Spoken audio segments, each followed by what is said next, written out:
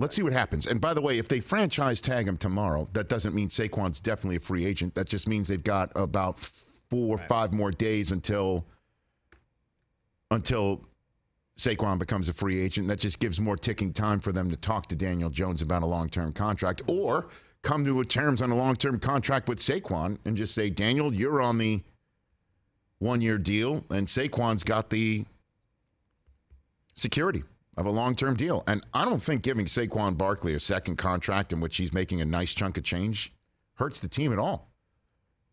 He was one of the top running backs in the league and was their offense, essentially, when Jones wasn't turning into Colin Kaepernick in a playoff day. You know?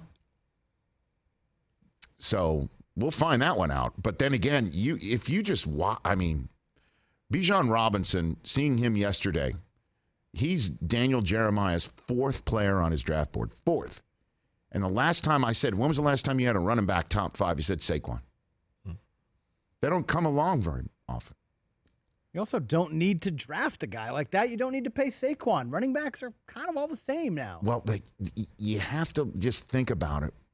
You look when I saw all these guys running like they did and moving as they did, and then you think that at last year's combine, when the running backs work out, there was only one guy on that field who wound up scoring a touchdown in that year's Super Bowl, and his name was Isaiah Pacheco, and he's a 7th-round pick. Exactly.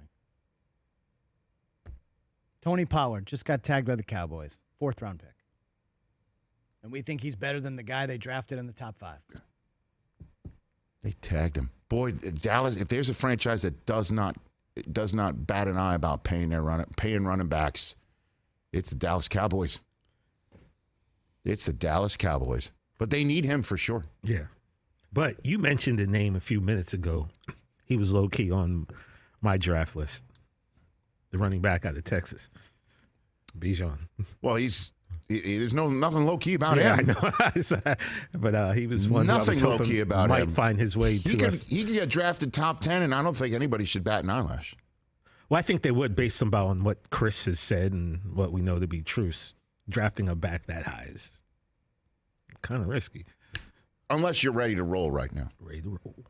True. He's good. Let me ask you a question. Philadelphia Eagles, where do they draft, Chris? Pop it up. Let's see. Let's just talk about it. I got it. Pop it up. Where do they draft? They've got... The Eagles draft... Twice, do they not? 31 and they got New Orleans at 10. I'm looking at 10. Yeah. You're sitting there at 10. You're sitting at there at 10. You know you got another one coming up, right? And you take Bijan Robinson? Yeah. And plug him into that system with him and A.J. Brown and Devontae Smith and Jalen Hurts. Yeah, I guess they don't have a lot of holes to plug, right? Hey, take a look at what the 49ers just did. They went and got Christian McCaffrey in the middle of a season.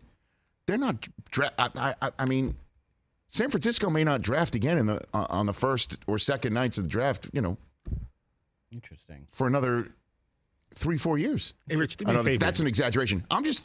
Sometimes you just got to say, I'm sitting here in a manner in which I didn't expect to, 10th overall. There's some incredibly talented running back sitting here. He will not be available 31st overall. And yeah, we got Miles Sanders and Boston Scott and the rest of that group. Put Bijan in there. I don't really want you putting this out in the universe, man. Interesting thought. Oh, yeah. It's a very interesting thought.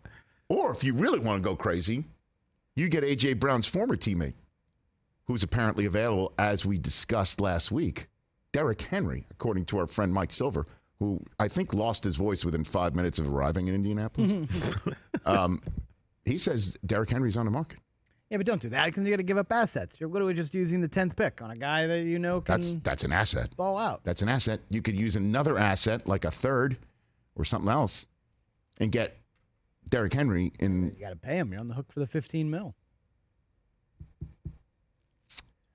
I don't like this idea that throwing it all out there. That's why it's just like you just got to reimagine the way you normally look at things in order to win in this league right now. Yeah, you're right. I think.